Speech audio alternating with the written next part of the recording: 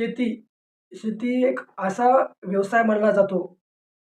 त्यामध्ये एक जर बी आपण जमिनीमध्ये टाकले, तर त्याच्यापासून गुणाकाराने वाढणाऱ्या हजारो बिया आपल्याला तयार होऊ शकतात. पण सध्याच्या काळामध्ये काय झालेले आहे, आम्ही जेव्हा शेतकऱ्याशी संवाद साधला, तर प्रत्येक शेतकरी म्हणत आहे, की शेती ही परवडणारी गोष्ट नाही. शेती ही तोट्यात जात आहे. तर शेती ही तोट्यात जाण्याचे तुम्हाला आज मी 5 कारणे सांगणार आहे. कशामुळे शेती तोट्यात जाते? काय कारण आहे, की ज्यामुळे शेती आज तोट्यात जात आहे? तर मी माऊली नरवडे तुमचं सर्वांचं स्वागत करतो माझ्या यूट्यूब चॅनलवर. शेती योजना आणि शेती माहिती या यूट्यूब चॅनलवर तुम्ही नवीनच असाल, तर लाईक आणि सबस्क्राईब करून आमच्या चॅनलला सामील व्हा. जर शेतीचा विचार केला, तर शेती तोट्यात का? असे शेतकरी काय म्हणत आहेत? तर आणि त्यांना जर ही 5 कारणे समजली, तर मला निश्चितच असं वाटतंय, की शेतकरी हा प्रगतिशील शेतकरी होऊ शकतो. त्याच्या शेतामध्ये केव्हाही तोट्यात जाणार नाही. तर मित्रांनो, त्याचे पहिले कारण आहे सिंचन व्यवस्थापन. तर सिंचन व्यवस्थापन आपल्या शेतीला कशी तोट्यात घालीत आहे किंवा सिंचन पद्धती आपल्या याच्यात कशी फायद्यात आहे, ही तुम्हाला मी आता या व्हिडिओमध्ये सांगणार. तर मित्रांनो, काय झालेलं आहे, आपल्या इकडे जर बघितलं, तर इटली, फ्रान्स, अमेरिका या देशामध्ये संपूर्ण सिंचन पद्धती लागवड झालेली आहे. संपूर्ण सिंचन प्रगती लागवड झालेली आहे. तर मित्रांनो, ही ही जे आपण पिकाला पाणी देतो, पहिली गोष्ट हे समजून घेतली पाहिजे, की आपण पिकाला पाणी कशामुळे देतो, की त्याच्या मुळाशी ओलावा असावं, त्याला तो पाणी भेटावं आणि त्याच्यापासून आपल्याला भरपूर ते झाड हिरवंगार आणि त्याच्यापासून आपल्याला जास्त उत्पादन भेटावं.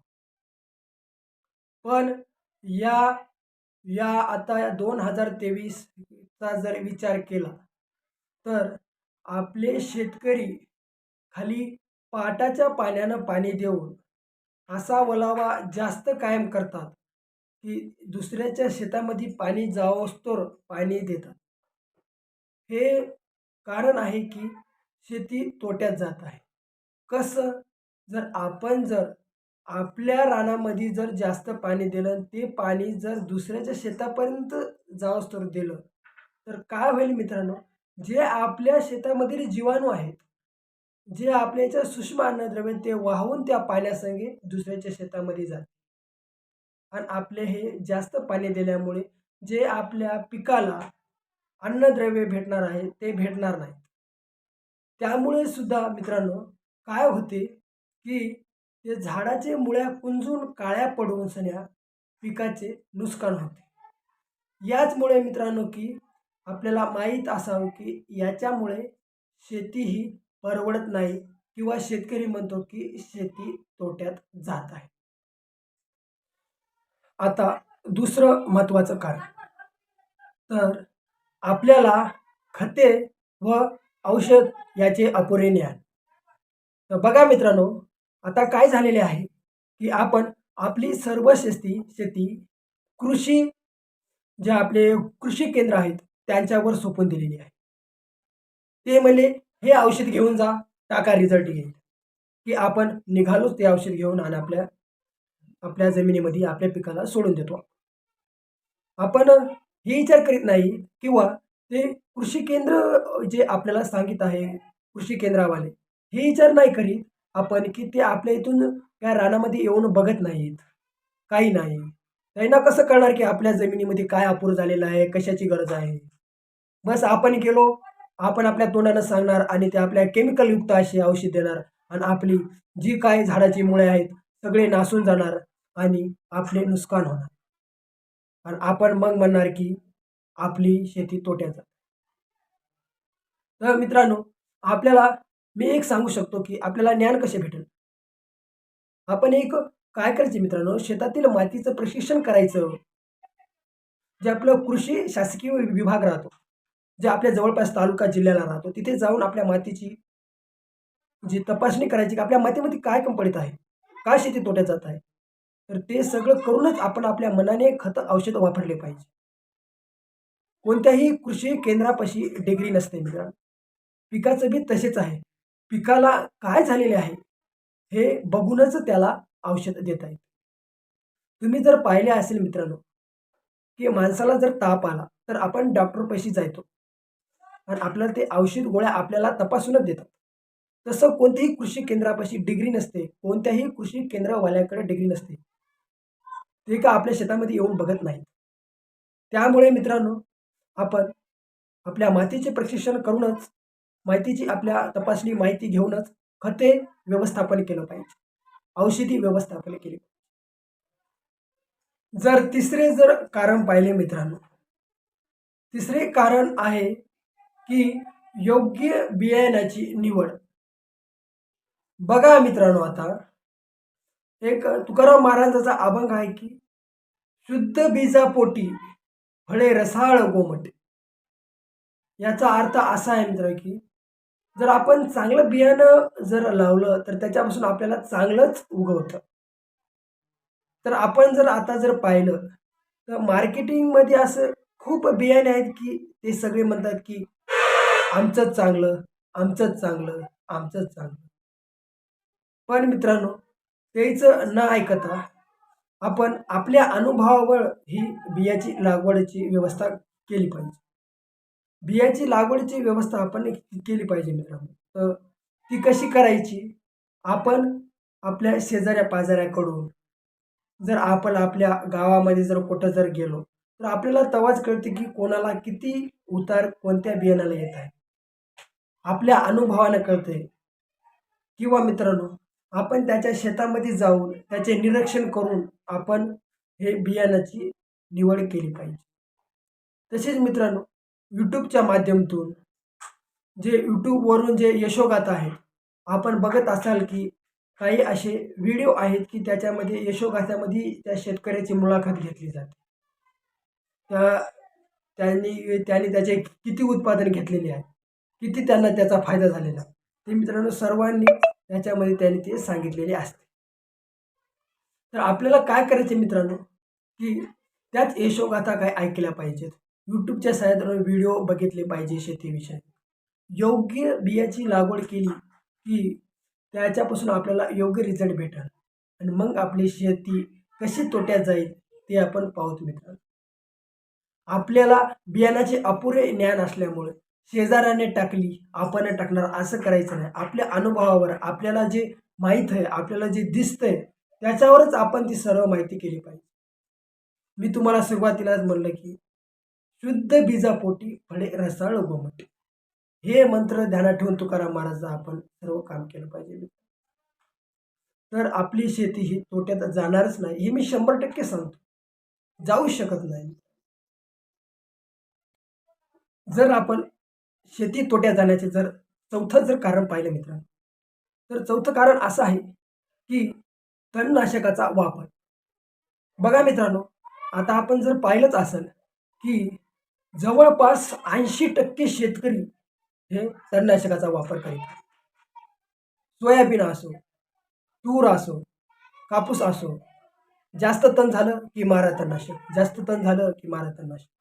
असं नसतं मित्रांनो. त्याच्यामध्ये आपल्याला त्याची एक वेगळी गोष्ट आहे. यामुळंच शेती तोट्यात जात आहे मित्रांनो. बघा, तणनाशक कसं काम करतं? आपण जर झाडावर तणनाशक मारलं, तर ते काय करतं, की त्याच्यातले हरितद्रव्य मारून टाकायचं काम आहे. जर आपण गवतावर बी जर मारलं, जे आपलं तण आहे त्याच्यावर जरी मारलं, तर ते काय करतं, की त्या तणामधलं हरितद्रव्य मारण्याचं काम करतं. त्याच्यामुळं काय होतं मित्रांनो, की आपल्या जमिनीत जे हरितद्रव्य आहेत किंवा आपल्या पिकामध्ये जे हरितद्रव्य आहेत, ते सर्व पूर्ण नष्ट होते. आणि नष्ट झाल्यावर काय होते मित्रांनो, त्याच्यामधले जे फुटव्याची शंका राहते. आपल्या पिकामध्ये कोणत्याही पिकामध्ये फुटवे जेवढे येईल, तेवढे आपले उत्पादन जास्त होईल. पण हे तणनाशकाचा वापर केल्यामुळे आपल्याला काय होते मित्रांनो, की त्या फुटव्याची संख्या कमी होते आणि फुटव्याची संख्या कमी झाली तर आपली आपोआप आपल्या उत्पादनामध्ये घट होते मित्रांनो. आणि घट झाली तर आपला टॉपिकच ते आहे की शेती ही तोट्यात जात आहे. याच कारणामुळे शेतीमुळे मित्रांनो तोट्यात जात आहे. त्याच्यामुळे मित्रांनो अजून एक काम तणनाशकाने खूप खूप खराब केलेलं आहे मित्रांनो. ते असं की आपण जर सोयाबीनवर तणनाशक किंवा कोणत्याही पिकावर तणनाशक मारलं, तर मित्रांनो काय होते की त्याची वाढ खुंटते. झाड ट्रेसमध्ये जाते. जे अन्नद्रव्य त्या झाडाला जे आपण खातो, तर आपल्याला स्वतःलाच खावं लागत आहे. तसंच जे झाडाचे मूळ आहे, ते जे खालून आपल्या जमिनीतून जे अन्नद्रव्य घेतात, ते संपूर्ण बंद होतात घ्यायचं.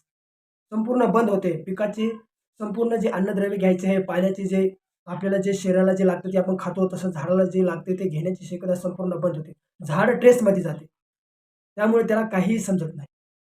त्याच्यामुळे ते झाड पिवळे पडू लागते, वाढ खुंटते आणि त्याला फळ लागत नाही. म्हणून मित्रांनो त्याच्यामुळे तणनाशकाचा वापर कमी केला पाहिजे. त्यापेक्षा आपल्या रानाची कोळपणी केली पाहिजे. आपल्या किंवा आपल्याला जर शेती जास्त असेल आणि कामगार कमी असेल, तर दुसऱ्या गावातून कामगार आणून आपल्याला त्याची निंदणी, खुरपणी केली पाहिजे. पण तणनाशकाचा वापर हे शक्यतो नाहीच केला पाहिजे. जर केला तर कमी प्रमाणात केला पाहिजे. त्यामुळे बी शेती ही तोट्यात जात आहे, असं म्हणायला काहीही हरकत नाही. आता 5वे कारण आणि सर्वात महत्त्वाचे कारण मित्रांनो, ज्याच्यामुळे शेती तोट्यात जात आहे, हे 5वं कारण अत्यंत महत्त्वाचे मानले जाते. तर ते कारण आहे की आपल्या जमिनीतील सेंद्रिय कर्ब आणि पी-एच. तर मित्रांनो, आता बघा तुम्हाला माहीत आहे की आपल्या जमिनीमध्ये आपल्या जमिनीची जर आपण तपासणी आणि माहिती घेतली नाही आणि आता शेतकरी काय करीत आहेत, ज्यांनी तपासणी न केल्यामुळे कोणत्याही प्रकारचे खत आणि औषधं वापरून जे ड्रिपद्वारे औषधी केमिकल सोडल्या जाते, जास्त खताचा वापर केला जातो रासायनिक. त्यामुळे आपल्या जमिनीचा सेंद्रिय कर्ब हा कमी झालेला आहे. तुम्हाला जर एक सांगायचं असलं तर मित्रांनो, काय झालेले आहे, सांगली जिल्ह्यामधील काय झालं एक एक सर्व्हे करण्यात आला आणि 2000 एकरामधील 2000 एकरामधील सेंद्रिय कर्ब मोजण्यात आलं. तर मित्रांनो तुम्हाला विश्वास बसला नसेल, त्याच्यापैकी 1800 एकर शेती जी आहे, ती त्या शेतीचा सेंद्रिय कर्ब कमी पडला. सेंद्रिय कर्ब जर म्हणायचं म्हणलं, तर आपला सेंद्रिय खत म्हणजे शेणखत, जे आपल्या गाई गुराकडून भेटतो आपल्याला, ते सेंद्रिय खत कमी पडलं मित्रांनो. त्यामुळे असं आपल्याला खूप खूप एवढी ही गरज आहे आपल्या जमिनीला सेंद्रिय खताची किंवा सेंद्रिय सेंद्रिय कर्बाची. त्याच्यामुळे माझं एकच असेल की मित्रांनो, सेंद्रिय जैविक खताचा उपयोग, जैविक खते असो, जैविक औषधं असो, जास्तीत जास्त याच्याकडे शेती वळा. त्याच्यामुळे आपल्या जमिनीचा कर्ब हा कमी होणार नाही आणि आपल्याला शेती ही चांगलीच भेटेल. आता जमिनीतील पी-एच जर पाहिला, तर पी-एच जर कमी झाला, तर आपल्या झाडाची उंची होऊच शकत नाही मित्रांनो आपल्या जमिनीमध्ये. त्याच्यामुळे आपल्याला पी-एच हे मेंटेन करण्यासाठी काहीच नाही मित्रांनो, एक काम करायचं आहे. ₹20 ची जी आपली तुती राहते, जे आपण काही पापड्या हे करताना तुम्ही पाहिलं असेल की पापड्यामध्ये जी तुती टाकायची असते, ती तुम्हाला मी फोटो दाखवत आहे, ते तुम्ही बघू शकता. ₹20 ची आणून काय करायचे मित्रांनो, ती आपल्या जमिनीमध्ये फवारणी करायची आहे त्याची, फक्त 20च ची. त्याच्यामुळे पी-एच मेंटेन होऊन जाईल आणि शेणखताचा जास्त वापर करा. जैविक खताकडे, जैविक औषधाकडे जास्त वळवा. त्याच्यामुळे आपल्या शेतीमध्ये नुकसान होणार नाही. तर मित्रांनो, ही होती मुख्य 5 कारणे, ज्याच्यामुळे आज शेतकरी म्हणत आहे की शेती ही तोट्यात जात आहे. हे जर आपण सर्व नियंत्रण जर केलं, तर निश्चित आपण एक प्रगतिशील शेतकरी आणि कधीही शेती ही तोट्यात जाणार नाही. ही माझी 100% गॅरंटी मी तुम्हाला देऊन टाकतो.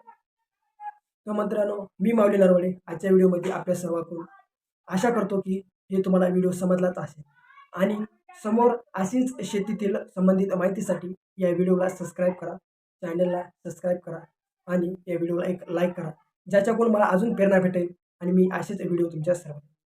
जय हिंद, जय छत्रपती शिवाजी महाराज, जय किसान, जय जवान. नमस्ते.